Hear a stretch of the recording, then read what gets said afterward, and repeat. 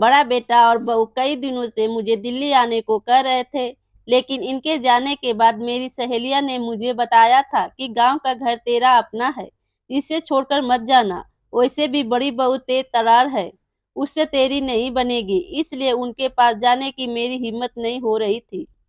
ऐसा नहीं था कि यहाँ गांव में छोटा बेटा बहू मुझे प्यार से नहीं रखते, वो लोग भी मुझे बहुत प्यार से रखते हैं, मेरा ख्याल रखते हैं। वास्तव में छोटी बहू तो कभी ऊंचे आवाज में बात भी नहीं करती थी। घर में उसके अलावा मेरा काम करने वाला कोई भी नहीं था। वो तो मेरी बेटी के समान थी। उसे छोड़कर मुझे शहर जाने का जरा भी मन नहीं कर रहा था। मगर बड़ा बेटा हर रोज फोन करता था, एक बार माँ हमारे पास आओ, थोड़े दिन के लिए ही आओ। वह जिद करने लगा, इसलिए मैं दिल्ली आ गई। घर में आने के बाद जब मैं बाथरूम में गई तो बाथरूम में वेस्टर्न स्टाइल की लैट्रिन सीट देखकर मुझे आश्चर्य हुआ, क्योंकि जब फ्लैट बन रहा था तो मैं ही जीत करके इंडियन स्टाइल की लैट्रिन सीट लगवाई थी। तब मुझे वेस्टर्न स्टाइल बिल्कुल ही अच्छा नहीं लग रहा था, लेकिन अब घुटनों के ऑपरेशन के बाद मुझे इंडियन स्टाइल लैट्रिन में मुझे बहुत दिक्कत होती है। मेरी तेज तरार बहू ने मेरा इतना ख्याल रखा, ये देखकर मुझे सुखद एहसास हुआ। दूसरे दिन चाय के बाद सब लोग हॉल में बैठे थे, तो नेहा बड़ी बहू ने कहा, मम्मी जी चलिए हम सब मॉल में घूमने चलते हैं, आप तैयार हो जाइए। मैं क्या करूंगी मॉल में जाकर? मैंने कहा, जो हम सब करेंगे वो आप भी करना। माँ बोली, नहीं बेटा मैं घर में ही ठीक हूँ, तुम सब लोग जाओ। मैंने पूछा, आखिर आप हमारे साथ मॉल में क्यों नहीं जाना चाहती? बड़ा बेटा बोला, नेहा मम्मी नहीं जाना चाहती तो रहने दो ना। नेहा बोली, छोटी बहू आप रहने दीजिए। जी आपको किसने कहा हम दोनों के बीच में बोलने को? बेटा मुंह बनाकर चला गया। नेहा फिर कहा, मम्मी जी चलिए ना। माँ बोली, देखा बेटा मैं 70 साल की उम्र में जल्दी जल्दी चल भी नहीं पाती हूँ, तुम ऐसे में किसी को मेरा हाथ पकड़ना पड़ेगा। मेरी वजह से तुम लोगों को भी धीरे धीरे चलना पड़ेगा, ऐसे में बिना वजह तुम लोगों का मजा भी किरकिरा हो जाएगा। और मॉल में वो क्या बोलते हैं, एक्सीलेटर आदि पर चलना भी मुझे नहीं आता है। नेहा बोली, मम्मी जी जब आपके छोटे बच्चे थे, छोटे छोटे पैरों से तेज नहीं चल सकते थे, तब आप भी उनके साथ धीरे धीरे ही चलती थी। न तेज बच्चे नहीं चल सकते, इसलिए क्यों आप उन्हें घर में ही छोड़कर अकेले घूमने चली जाती थी? नहीं ना, तो अब हम बच्चों की बारी है आपके साथ, जब अब हम भी धीरे धीरे चलेंगे। आखिरकार घर में बैठकर आप भी तो बोर हो जाती होंगी। रहा सवाल एक्सीलेटर का, तो मैं हूं ना, आप बस तैयार हो जाइए, मुझे अभी बहुत काम करने हैं, अब ज्यादा मनोवार मत करवाइए।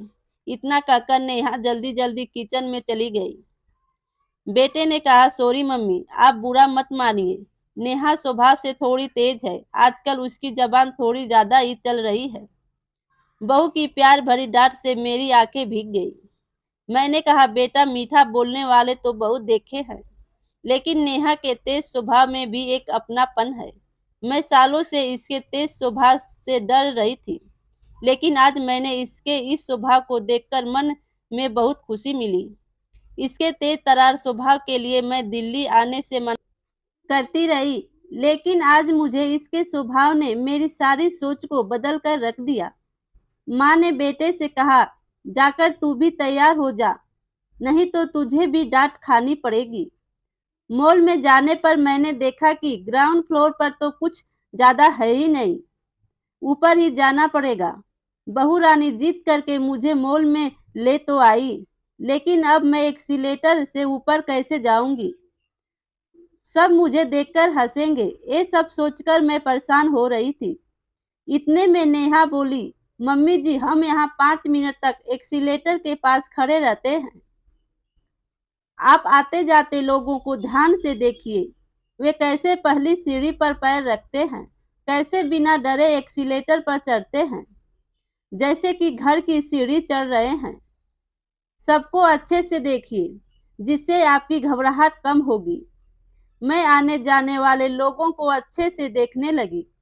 मुझे किसी के भी चेहरे पर थोड़ा सा भी डर नहीं दिखा। ये सब देखकर मेरा भी डर कम हो हुआ। नेहा ने कहा, मैं आपका हाथ पकड़ कर रखूंगी। आप बिल्कुल न घबराते हुए मेरा हाथ पकड़ कर रखिएगा। चलिए, क्या आप एक्सीलेटर पर चलने के लिए तैयार हैं? हाँ, ठीक है। मैंने सोचा कहकर नेहा का हाथ कसकर पकड़ लिया। उस वक्त मुझे ऐसा लगा जैसे मैं एक बच्ची हूँ और वो मेरी माँ है, जो अपने बच्चे का हाथ पकड़कर एक्सीलेटर पर चलना सिखा रही हो।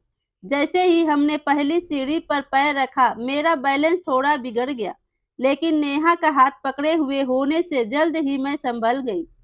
मैं कुछ सोचती रही, उससे पहले ही हम लोग ऊपर पहुंच भी गए। जब भी मैं पिक्चरों में एक्सीलेटर देखती, तब हमेशा सोचती थी कि काश क्या मैं भी कभी ऐसी सीढ़ियों पर चढ़ पाऊंगी। मुझ बुढ़िया को कौन ले जाएगा? मॉल आदि में मेरे साथ कौन जाएगा? धीरे धीरे आदि आज मेरी तेज तरार बहू ने मेरा सपना पूरा कर दिया। मैं मन ही मन ईश्वर से प्रार्थना करने लगी कि काश ऐसी तेज तरार बहू ईश्वर सबको दे। प्यारे दोस्तों, ये कहानी अच्छी लगी तो वीडियो को लाइक करें, अपने दोस्तों में शेयर करें और कहानी सुनने के लिए चैनल को सब्सक्राइब करें।